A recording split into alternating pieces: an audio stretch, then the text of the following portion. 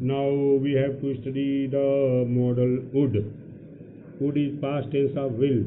Would is used to express the past tense of will or shall in the indirect speech. Indirect speech में will अथवा shall का past tense का के रूप में प्रयोग होता है would. She said that she would also fly kites. They said that they would carry the day. You said I shall take the rest test tomorrow. You said that you would take the test tomorrow. देखिए यहाँ शैल का would हो गया, क्योंकि आई के साथ शैल लगता है और यहाँ यू के साथ विल लगता है, इसलिए would हो गया है। यहाँ शैल यू के साथ विल होना चाहिए, इसलिए यहाँ would हो गया है। To express habitual activity in the past tense में हैबिचुअल एक्टिविटी व्यक्त करने के लिए, यानी आदत वाला कार्य व्यक्त करने के लिए। In our village he would sit by the river and watch the rippling waves. अपने गांव में वह नदी के किनारे बैठ जाती थी और लहराती हुई तरंगों को देखती थी। In the winter he would study till late at night. जाड़े में उसको देर रात तक पढ़ना चाहिए। After dinner he would go out for a stroll. Dinner के बाद वह एक स्ट्रॉल के लिए, भ्रमण के लिए जाया करता था। टू एक्सप्रेस ए सजेशन और पोलाइट रिक्वेस्ट, एक सुझाव था विनम्र निवेदन व्यक्त करने के लिए। Would you mind opening the window, क्या तुम खिड़की खोलने को बुरा मानोगे। Would you please show me your book, क्या तुम कृपया मुझे अपनी किताब दिखाओगे।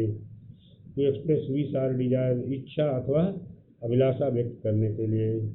Would that he were here at this time, काश वह इस समय यहाँ रहता। I would like to explain my point of view, मैं अपना भी दृष्टिकोण व्यक्त करना चाहूँगा। To express a wish or preference, एक इच्छा अथवा प्राथमिकता व्यक्त करने के लिए। He would rather break than stoop, वह अपेक्षाकृत झुकने के टूट जाएगा।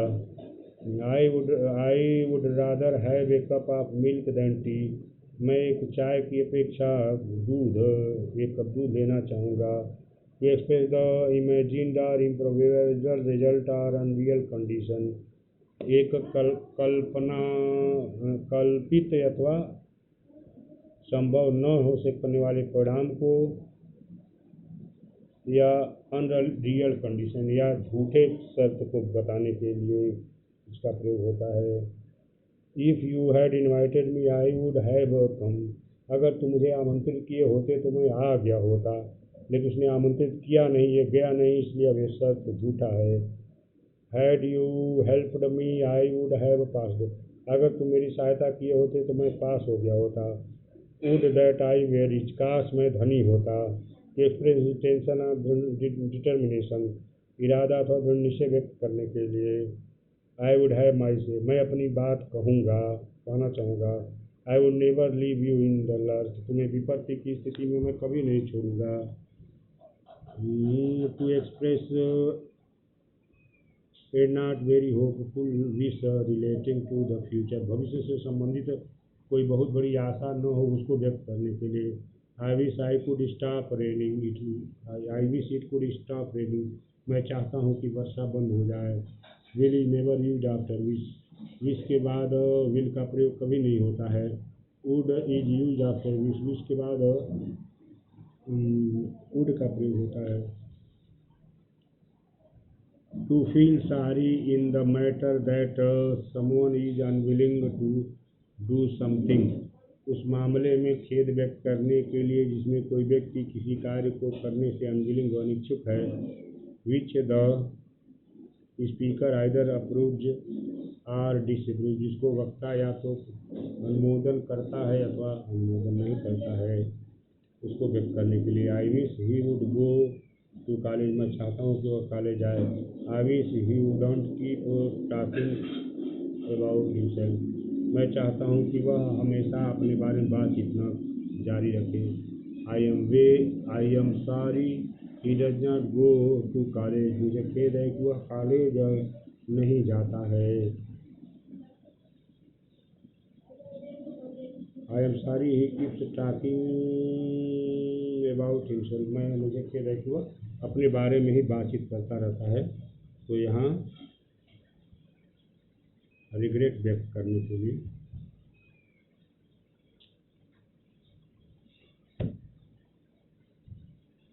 इसका प्रयोग होता है।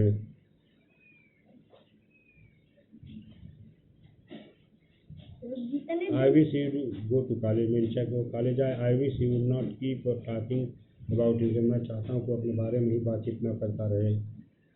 If only plus would express regret about an action which is the alternative for if only plus past, तो एक ऐसे रिग्रेट को व्यक्त करने के लिए जो अल्टरनेटिव है, विकल्प है, if only plus past tense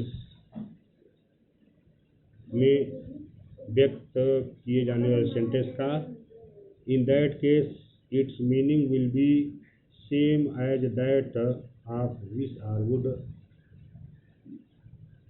इस संदर्भ में उसकी मीनिंग विश या वुड ही होगी।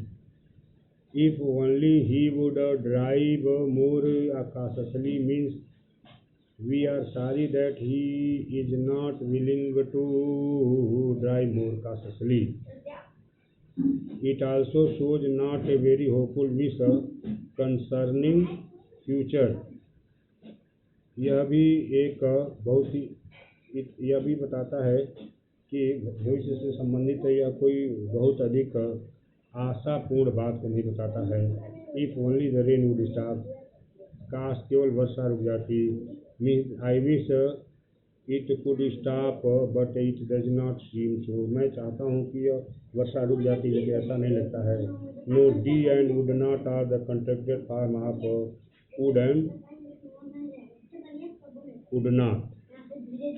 तो डी और वुड और वुडंट के संक्षिप्त रूप हैं।